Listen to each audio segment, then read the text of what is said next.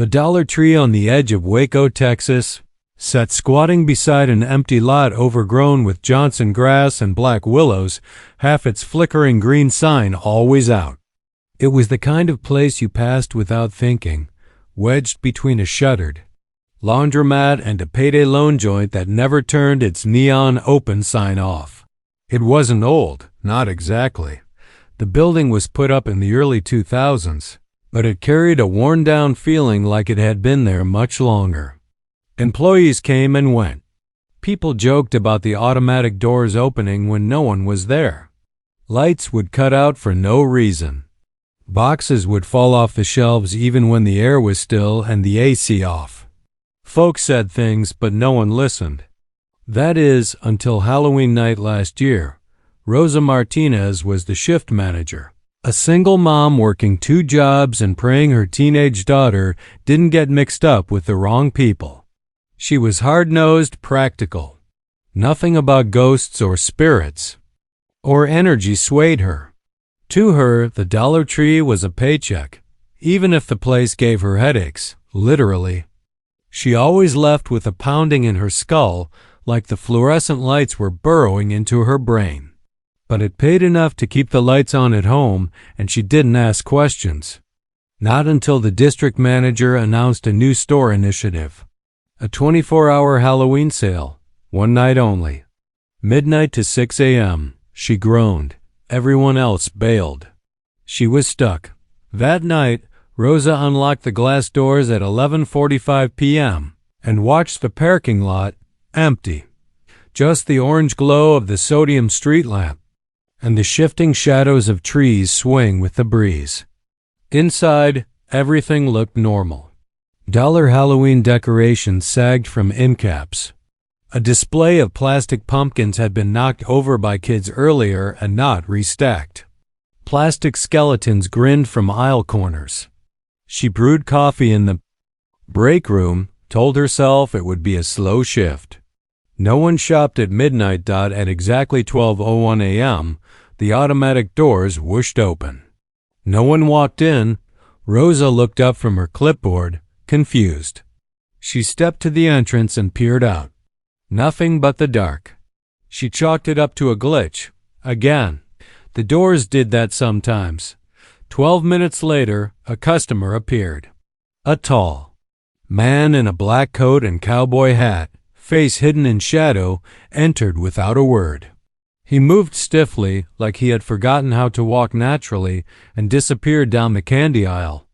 Rosa called out, "Need help with anything?" No answer. She watched him from the register, uneasy. There was something in the way he walked, too slow, deliberate.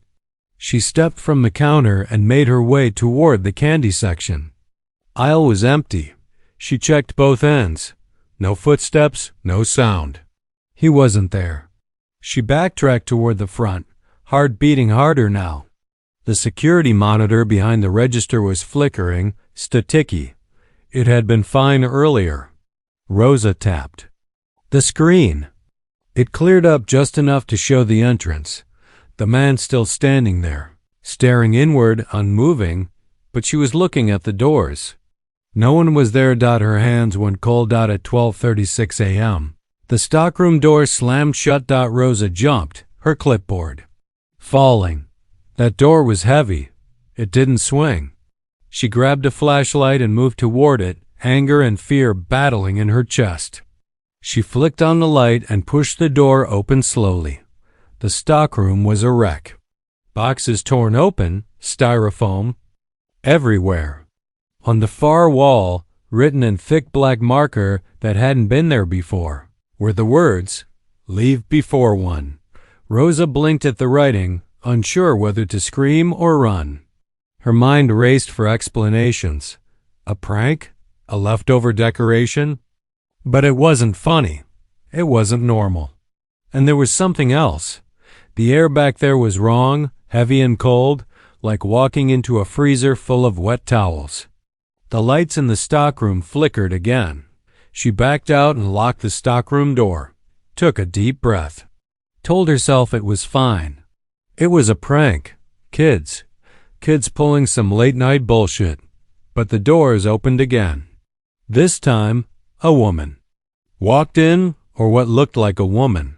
Her dress was old, faded yellow lace, dirty at the hem. Her hair hung straight and wet, as if she'd just stepped out of a storm. Her skin was pale and sagging, lips gray. She moved with jerky, stuttering motions, not blinking. "Ma'am?" Rosa whispered, merely choking on her own voice. "Can I help you?" The woman turned her head, not just her face, but her entire head, like it was on a loose screw, and smiled with too many teeth. Then she glided down the toy aisle. Rosa didn't follow. She ran back to the counter and grabbed her phone. No signal. Of course. The landline? Dead tone. The lights buzzed overhead. Then, one by one, the overhead fixtures began to pop, soft at first, then loud, bursting like gunshots. Glass rained down in tiny shards. The store dropped into shadows, lit only by the green glow of the exit sign. That's when she heard it. Faint, almost like a whisper, children laughing. She turned. There, down aisle 7, crouched between bins of plastic spiders and fake cobwebs, was a child, just barely visible. A little boy, maybe 6 or 7. But his eyes weren't right. Too black, too wide. He was smiling. She could see it from 20 feet away. His teeth were all sharp points. He said nothing. Just watch Dot, and then he was gone. Rosa lost it. She sprinted to the exit. The doors didn't open. She banged on them, screamed. Nothing. She spun, panting. The green emergency light flickered overhead like a strobe. The store was no longer quiet. It was alive with creaks and moans, the sound of something large dragging itself between aisles, heavy breathing, footsteps where there should be none, and that laughing. Louder now, echoing. In desperation, she ducked into the seasonal aisle and crouched behind stacked boxes of tinsel and wrapping paper. She dialed again. Nothing. She wept, shaking. Then she looked up. A face stared at her from the next shelf over.